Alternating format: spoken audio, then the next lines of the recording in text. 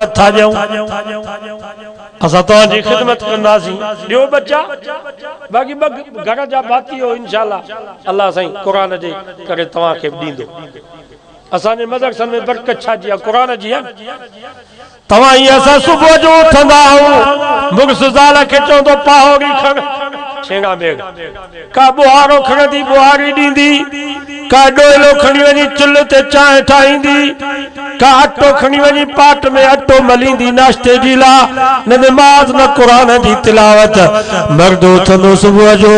कंजे हथ में कोडर कंजे हथ में डाटो कंजे हथ में कुहाड़ी न नमाज न कुरान जी तिलावत को जमीन ते को दुकान ते को ड्यूटी ते पर तवा मदरसे में वजो खुदा जी जात जो कसम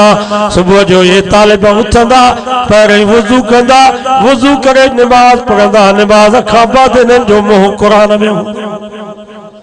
या बरकत कुरान जी थव वलौ अन अहलल कुरा आमनू वत्तकौ लफतहना अलैहिम बरकातिन मिनस समाई वल अर्ज़ रब फरमा जे करे गोठन जा गोठ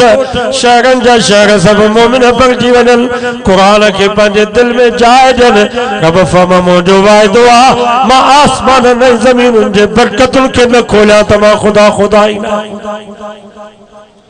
आगे भी मैं तवा के चवा तो खुदा जो वास्तो तवा गरीब दीनदार आयो इन वक्त ते कुरान मजीद बुधण जे ला वेठा हो या दीनदारी जी निशानी अजो अज़म कयो सुबह जो सबक खां पहिरें वुजू करे नमाज पढ़बी नमाज खां बाद कुरान जी तिलावत